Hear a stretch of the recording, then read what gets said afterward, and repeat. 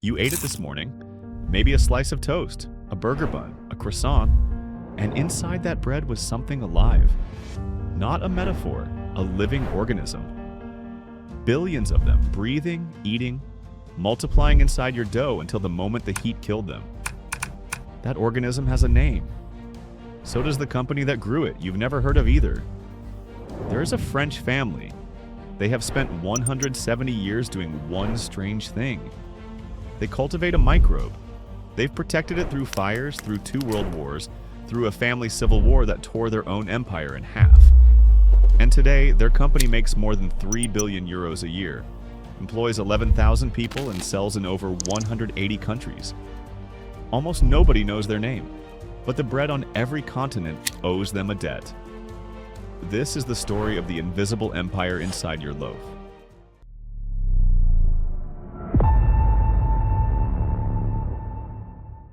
Start in 1853, northern France. 2 cousins, 2 farmers' sons. Their names were Louis Lesaffre and Louis Bonduelle. They didn't set out to make bread. They built a distillery, grain alcohol, Dutch gin flavored with juniper. And in that distillery, there was a waste product, a foam that bubbled up during fermentation and got thrown away. That foam was yeast. For centuries, bakers didn't buy yeast. They kept sourdough starters alive by hand, feeding them like a pet, hoping they didn't die. Some used leftover foam scraped from brewery vats. It was slow. It was unreliable. 2 bakers using the same recipe could pull 2 completely different loaves from the oven. Then came a man named Louis Pasteur. In the 1860s, Pasteur proved what fermentation actually was. Not magic. Not luck. Living cells, a microbe called Saccharomyces cerevisiae, eating sugar and breathing out carbon dioxide. That gas is what gets trapped in dough. That gas is the rise. Every air pocket in your bread is a bubble, a living thing exhaled. The cousins were paying attention. They became among the first to see that the foam they were throwing away was the most valuable thing in the building. By 1873, they were extracting fresh yeast and selling it to bakers. No more guessing, no more dying starters. Just a clean, reliable rise every single time. They had industrialized a living thing, but they weren't the only ones who saw it, and the rival who got there first would haunt them for a century.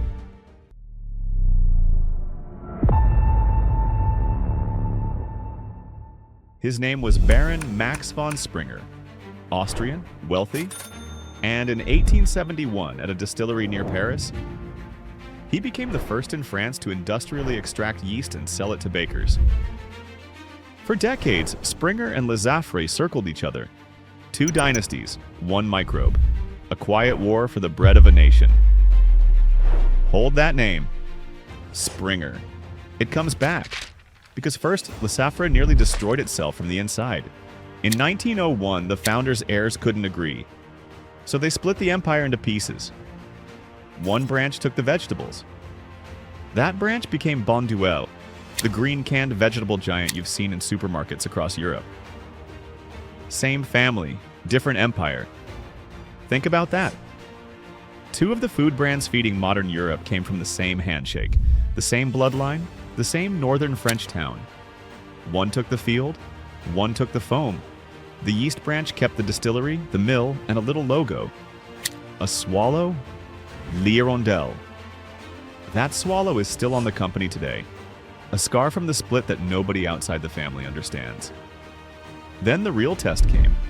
Not a rival, not a breakup. Fire and war.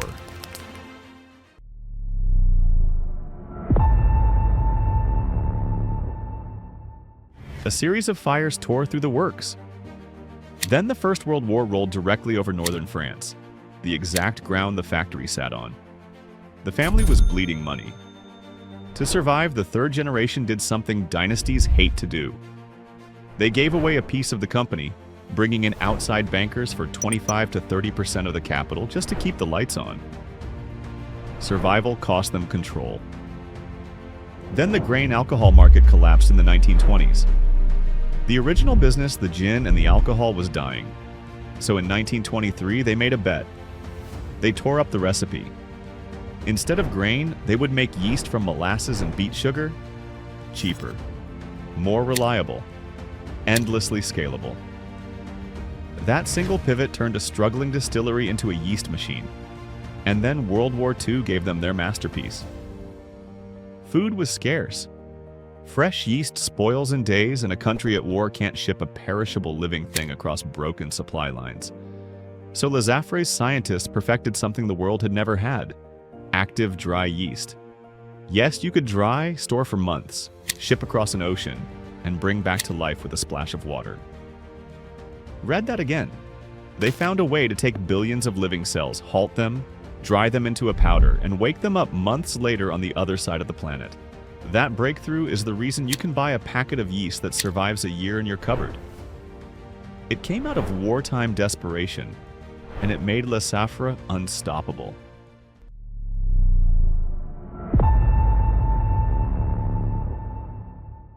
After the war, they stopped defending and started hunting.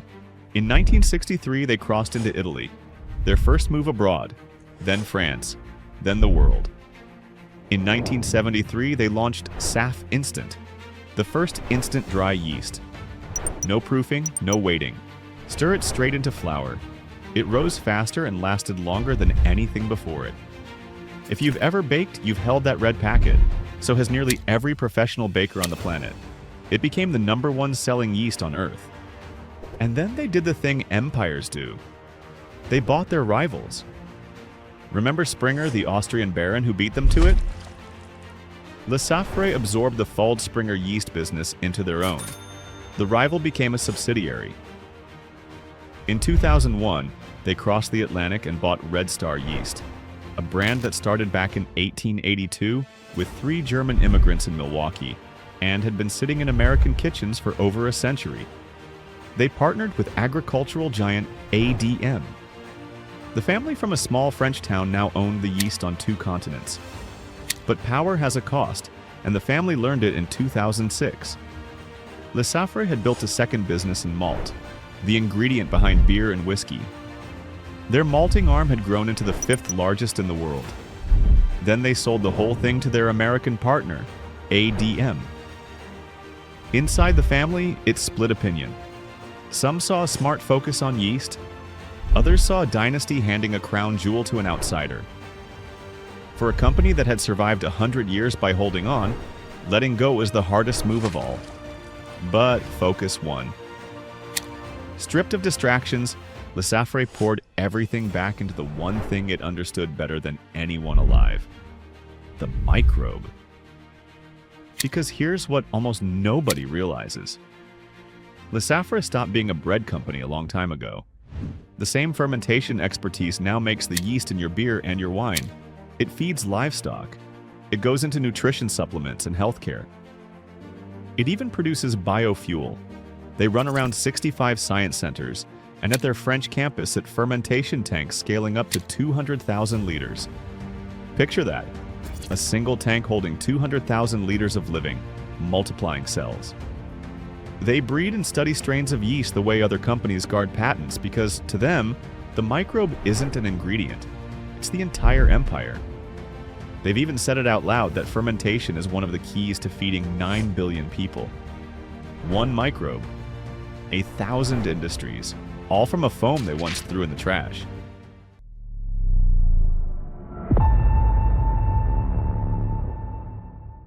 So look at the bread again. It rose because of a living organism that one French family learned to grow, dry, ship, and multiply across 170 years. A family that survived fire, 2 world wars, and a split that birthed a second empire. A company that turned a waste product into a €3 billion global system you've never thought about once. Here's the lesson. The most powerful businesses on Earth aren't the loud ones. They're the invisible ones. The companies that own one essential thing so completely that the world can't function without them and never learns their name. Lesaffre is one of them. The empire hiding inside your loaf. There are dozens more like it. Companies behind the can you drank from, the uniform on your barista, the palette under everything you own. Subscribe and we'll keep pulling back the curtain on the giants you were never supposed to notice. because the next one is hiding in something you'll touch tomorrow.